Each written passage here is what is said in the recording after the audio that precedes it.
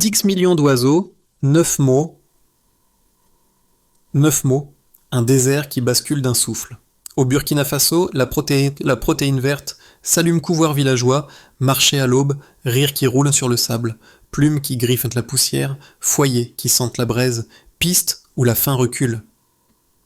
Pourquoi cela vous concerne-t-il quand Ibrahim Traoré parle de se nourrir pour se libérer et que des communautés mesurent la dignité en œufs ramassés plutôt qu'en cargaison promise, en marché vivant plutôt qu'en statistiques? Et si le Sahel changeait vraiment, non par miracle, mais par méthode, oiseau après oiseau, geste après geste? Ce projet ne promettait ni miracle ni subvention SIL, promettait la souveraineté.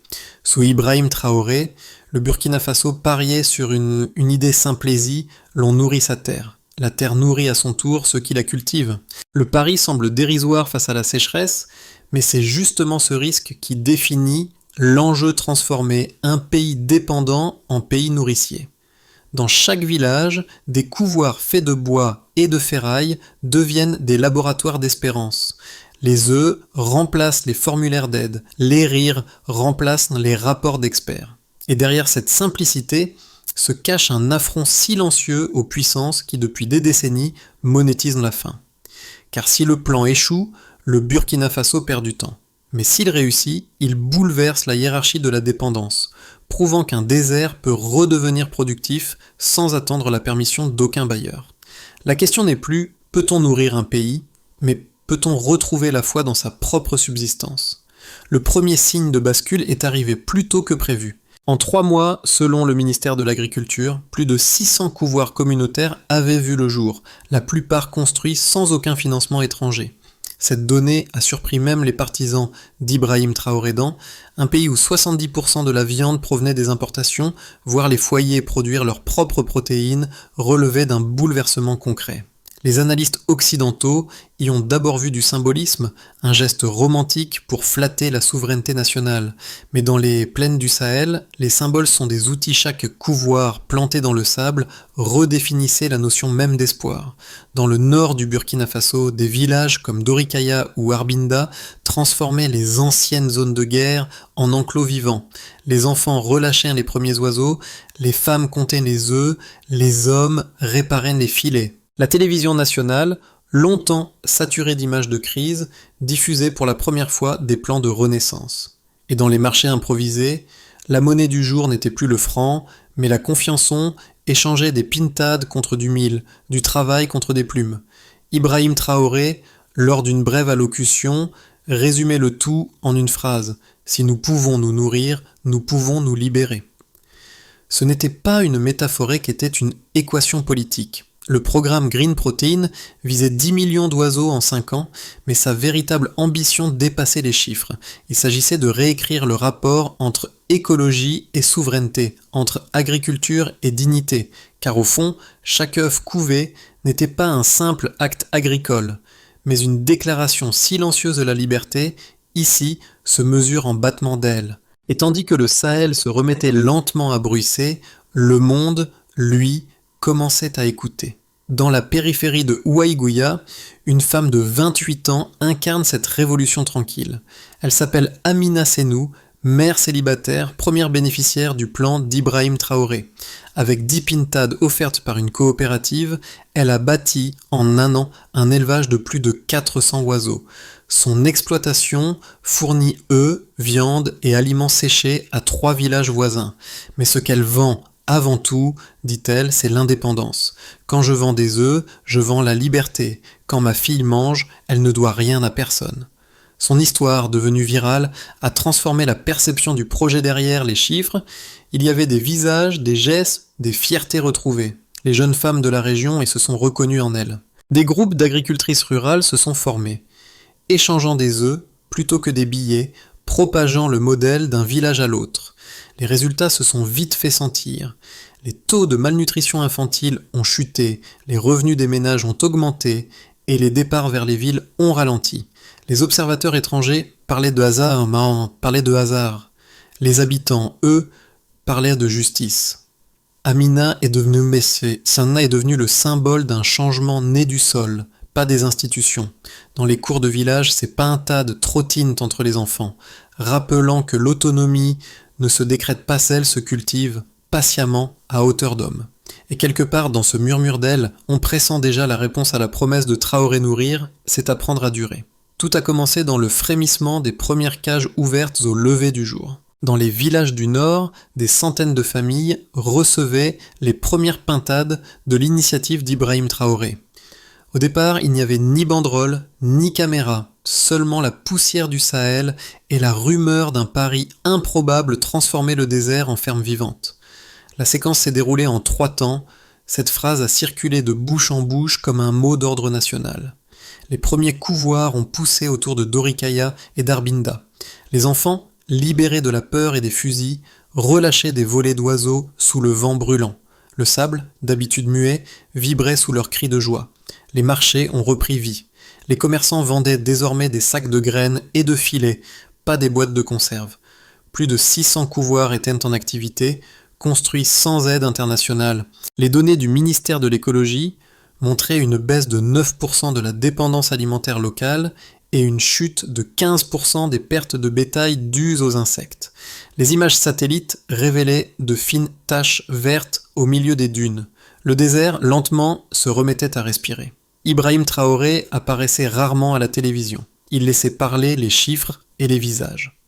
Dans ses rares discours, il rappelait « Chaque œuf couvé est un prêt de moins que nous devons ».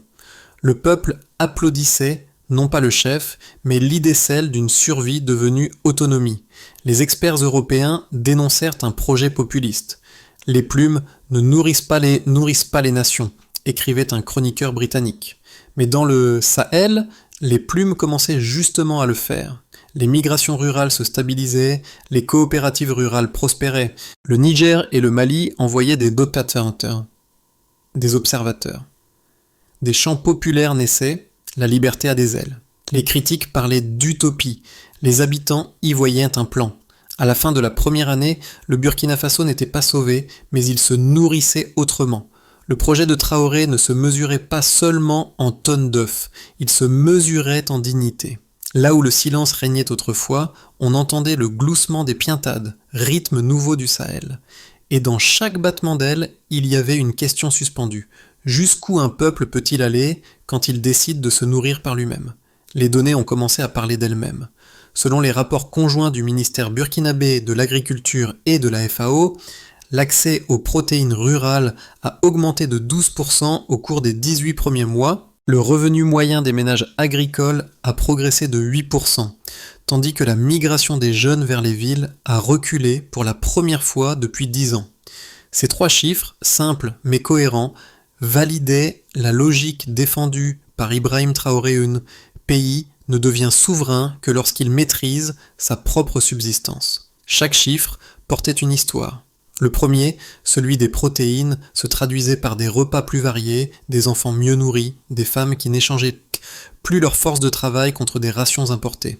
Le second, celui du revenu, reflétait la vitalité d'un nouveau commerce local. Œufs, viande, plumes et engrais organiques circulaient entre les villages sans intermédiaire ni devise étrangère. Quant au troisième, la baisse de l'exode, il révélait le cœur du plan créé, des raisons de rester. Les villages devenaient des ateliers vivants, où la terre redevenait une promesse plutôt qu'une prison. Sur le terrain, les chercheurs ont observé un phénomène inattendu, fientes de pintade enrichissaient le sol, augmentant sa fertilité de 40% dans les zones semi-arides. Les plantes locales repoussaient, fixant la poussière et ramenant l'humidité. Les ingénieurs y voyaient un effet de reforestation naturelle, les habitants y voyaient un signe. L'économie des données croisait soudain l'économie de la foi. Ibrahim Traoré, interrogé par une journaliste sénégalaise, répondit avec calme « Nous ne cherchons pas l'efficacité au sens occidental du terme, nous cherchons la mémoire ». Cette phrase, reprise par les radios rurales, devint un slogan. Elle traduisait la philosophie du programme Chaque cycle de vie devait nourrir le suivant, sans dette, sans dépendance. Et peu à peu, cette vision convertissait les sceptiques. Les résultats empiriques rejoignaient les principes symboliques. Les observateurs européens parlaient encore de hasard écologique. Mais sur le terrain, les indicateurs étaient mesurables. tangibles. Les insectes destructeurs de sorgho reculaient, les pertes agricoles diminuaient, les marchés se stabilisaient. En un mot, la résilience cessait d'être une théorie. Les chiffres, cette fois, ne venaient pas d'un laboratoire, mais du sable lui-même. Ibrahim Traoré le savait, les données ne suffisent pas à convaincre un monde habitués à douter de l'Afrique, mais elles suffisent à nourrir ceux qui y croient. Et dans ce désert qui reverdit, la preuve ultime ne se lit pas dans les graphiques, mais dans le rire des enfants au lever du jour. Les critiques les plus virulentes sont venues de l'étranger. Certains chercheurs occidentaux affirmaient que le plan d'Ibrahim Traoré reposait sur un romantisme rural dangereux. Selon eux, un modèle fondé sur la pintade ne pouvait pas, à long terme, nourrir une nation entière. Ils évoquaient le manque d'équipements industriels, de mécanismes de contrôle et de logistique moderne. Face à ces arguments, les défenseurs du projet ont répondu point par point. Première thèse, l'agriculture communautaire serait trop lente. Réponse dans un pays où les circuits d'importation peuvent s'interrompre du jour au lendemain, la lenteur devient une forme de sécurité. Deuxième thèse en machine, la productivité resterait marginale. Réponse, la productivité ne se mesure pas qu'en tonnes, mais en indépendance. Chaque œuf non importé représente une dette en moins. Chaque foyer autonome allège la pression budgétaire nationale. Des économistes burkinabés ont publié un rapport intitulé « Micro-élevage et souveraineté vivrière ». Leur conclusion est limpide, la réussite du plan ne tient pas à sa taille, mais à sa réplication.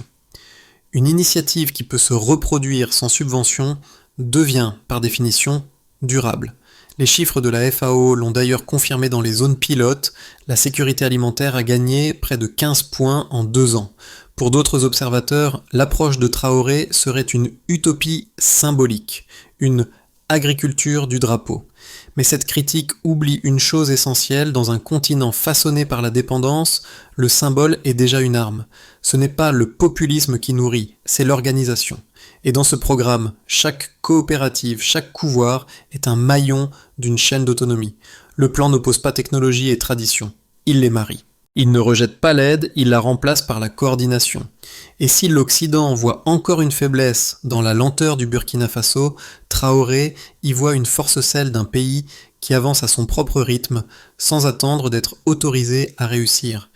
Le contrôle est un mot pour ceux qui craignent la vie. Cette phrase, prononcée par Ibrahim Traoré lors d'une émission télévisée, a retourné le débat. Ce soir-là, il ne s'adressait ni aux généraux ni aux experts, mais aux paysans et aux enfants rassemblés autour de lui. Certains y ont vu de la poésie, d'autres une provocation, mais tous ont compris qu'un seuil venait d'être franchi. Car au même moment, les satellites détectaient des lignes vertes suivant la trajectoire des oiseaux. Les observateurs parlaient d'anomalie, les villageois, eux, de renaissance. Les pintades, en migrant, répandaient des graines et ravivaient le sol. Le désert semblait répondre au projet par sa propre intelligence. Ce n'était plus un programme agricole, mais une expérience biologique à l'échelle d'un pays. Et tandis que le monde s'interrogeait sur les risques, le Sahel, lui, retrouvait son souffle. Les hommes cessaient de prier pour la pluie, ils la sentaient revenir. Le projet de Traoré n'était plus une politique publique qu'était une promesse tenue par la nature elle-même. Les conséquences de l'expérience d'Ibrahim Traoré ont dépassé toutes les prévisions. Au Burkina Faso, 4 sphères de la société ont été transformées, chacune selon sa propre logique, mais toutes liées par un fil commun là, reprise de contrôle sur la subsistance. Sur le plan économique, la dépendance alimentaire a reculé de 9%, selon les données internes du ministère de l'écologie. Les importations de volailles ont chuté, tandis que les coopératives rurales multipliaient les ventes locales. Pour la première fois depuis des décennies, la balance agricole du pays affichait une tendance positive. Les recettes d'exportation restaient modestes, mais la valeur ajoutée restait sur le territoire. Et cela suffisait à modifier la dynamique politique, la souveraineté cessait d'être un mot, devenait un bilan. Les petits entrepreneurs ont vu une nouvelle économie se former. Des artisans fabriquaient des cages, des filets, des outils de pesée. Les ateliers métalliques de Ouagadougou travaillaient jour et nuit. Un marché parallèle, fait de matériaux recyclés, stimulait la créativité. Les universités techniques lançaient des programmes d'innovation frugale, destinés à améliorer les couvoirs avec des moyens locaux. Ce tissu industriel léger incarner l'esprit du plan produire peu, mais produire ensemble. 3. Les écoles rurales ont intégré l'élevage dans leur pédagogie. Les enfants comptaient les œufs pour apprendre les chiffres, entretenaient les enclos comme projet collectif. Les médecins, eux, constataient une amélioration de la nutrition, moins de carences, plus de vitalité. Les femmes, premières gestionnaires des troupeaux, gagnaient en autonomie. Dans les villages, la parole féminine s'élargissait, celle qui nourrit devient celle qu'on écoute. Et avec cela, une identité nouvelle naissait, non plus héritée, mais construite au quotidien. 4. Le Mali, le Niger et le Tchad ont envoyé des délégations pour observer le modèle burkinabé. Un rapport conjoint de la CEDEAO a qualifié le projet de laboratoire africain de résilience locale. Des manuels d'élevage communautaire ont été traduits en arabe et en haoussa. Ce qui était une expérience nationale devenait un symbole continental. Dans les médias étrangers, on parlait de Green Rebellion. En Afrique de l'Ouest, on parlait simplement d'un réveil. À travers ces impacts, une conviction s'est imposée. Le développement n'est pas que affaire de capitaux, mais de confiance. Et dans les champs des villages du Sahel, un refrain revenait toujours. Nous ne demandons plus, nous faisons. Le projet avait réussi à rendre la dignité mesurable. À la fin de la 2e année du plan, 3 trajectoires se dessinaient pour le Burkina Faso. Chacune révélait une facette du pari d'Ibrahim Traoré faire d'un désert un terrain d'avenir, non de survie. Le programme Green Protein poursuit sa montée en puissance. Les coopératives rurales se consolident. Les données confirment une hausse continue des revenus agricoles et un accès régulier aux protéines locales. Les migrations ralentissent, la confiance augmente et le Sahel retrouve un rythme de travail stable. Dans ce cadre, la souveraineté alimentaire reste partielle mais durable, le pays atteint une autonomie d'environ 65%. Les partenaires régionaux s'unissent autour du modèle burkinabé. Le Niger, le Mali et le Tchad adoptent le même schéma coopératif. Une plateforme inter-Sahel voit le jour pour échanger des semences, des couvoirs et des savoir-faire. La végétation gagne le nord, les sols retiennent mieux l'eau, les rendements agricoles se diversifient. Dans cette hypothèse, le Burkina devient pionnier d'une écologie de souveraineté africaine, et Traoré, figure d'école dans les politiques de transition. Les tensions politiques ou les sécheresses extrêmes interrompent la logistique. Les infrastructures locales, fragiles, s'essoufflent faute de coordination. Des zones redevenues dépendantes de l'aide étrangère voient renaître la faim. Mais même dans ce cas, le projet laisse une trace la mémoire d'un modèle possible, reproductible dès que les conditions s'y prêtent. Quel que soit le scénario, le plan d'Ibrahim Traoré a déjà modifié la perception du possible. L'Afrique n'attend plus d'être développée, elle expérimente. Et si l'avenir reste incertain, une idée se cristallise. Si le contrôle est un mot pour ceux qui craignent la vie, alors la liberté est un verbe pour ceux qui la construisent. C'est cette pensée simple et radicale qui maintient le cap du projet. Au-delà des chiffres et des bilans, le projet d'Ibrahim Traoré touche quelque chose de profondément humain, le besoin de sens. Dans les villages du Sahel, on ne parle plus de pauvreté comme d'un destin, mais comme d'une étape que l'on peut franchir. Les conversations dans les marchés, les écoles et les cours de maison tournent autour d'un même mot dignité. Ce n'est plus une idée abstraite, c'est une réalité vécue, mesurable dans le regard des enfants qui ne partent plus. Pour les familles, le changement est tangible. L'argent reste au village, les repas sont complets, les femmes deviennent chefs d'exploitation, les jeunes trouvent un rôle utile. Des artisans fabriquent des outils, des enseignants notent les progrès, des musiciens chantent les couvoirs comme autrefois on chantait les récoltes. La communauté retrouve un langage commun, celui de la fierté collective. Et pour le spectateur extérieur, cette histoire devient miroir. Elle interroge notre rapport à la dépendance, à la nature, à la vitesse du progrès. Dans un monde obsédé par la technologie, un pays pauvre a prouvé que la résilience peut naître de la lenteur et du soin. Ce récit ne cherche pas à convaincre et invite à observer autrement. Ce qu'Ibrahim Traoré a bâti n'est pas un miracle africain, mais une leçon universelle. Quand un peuple décide de s'écouter, il retrouve la force de se nourrir. Alors, face à l'écran, le spectateur comprend que cette histoire n'est pas lointaine. Elle parle de chaque être humain qui cherche, quelque part, à reprendre sa place dans le cycle du vivant. Dans la 3e année du programme, le plan d'Ibrahim Traoré s'est structuré autour d'une feuille de route précise qui fait quoi, quand et comment mesurer. 5 étapes définissent désormais la mécanique d'une souveraineté durable, réplicable d'un district à l'autre. 1. Identification locale. Chaque commune choisit un noyau de 10 familles prêtes à accueillir le premier couvoir communautaire. Ce choix se fonde sur la confiance, pas sur la richesse. La cohésion sociale devient le premier indicateur. 2.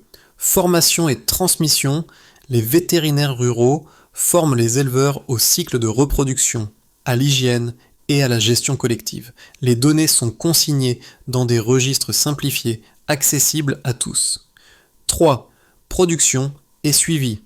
Chaque famille démarre avec 10 oiseaux. Le ratio optimal observé est de 100 œufs par an. Des inspecteurs communautaires assurent le suivi, non pour sanctionner, mais pour apprendre des écarts. 4. Redistribution et croissance. Une partie des nouveaux œufs est redistribuée aux familles voisines. Le système de œufs prêtés crée une expansion organique, sans dette, sans dépendance à l'aide extérieure. 5. Évaluation et adaptation. Tous les 6 mois, les coopératives envoient leurs données mortalité, fécondité, vente locale. Ces informations alimentent une base nationale qui guide les décisions publiques. Pour Traoré, cette méthode vaut plus qu'un manifester qu'est une pédagogie politique. Elle transforme la souveraineté en pratique quotidienne et la solidarité en infrastructure invisible. Le progrès n'est plus importé, il s'ensemence, un œuf à la fois. À la tombée du jour, le Sahel respire comme une poitrine qui se souvient. Les flammes dansent sur les dunes, et les pintades d'Amina Sénou regagnent leurs abris de fortune. Ce n'est plus seulement une histoire d'agriculture, mais un rappel du possible. Ibrahim Traoré a prouvé qu'un peuple peut se relever sans permission. Les enfants, assis autour du feu, écoutent leurs parents raconter la première volée d'oiseaux, celle qui avait transformé le silence en promesse. Le vent emporte encore le bruit des ailes, mais c'est désormais un son familier, presque apaisant. Ce battement régulier symbolise la respiration d'un pays qui réapprend à vivre.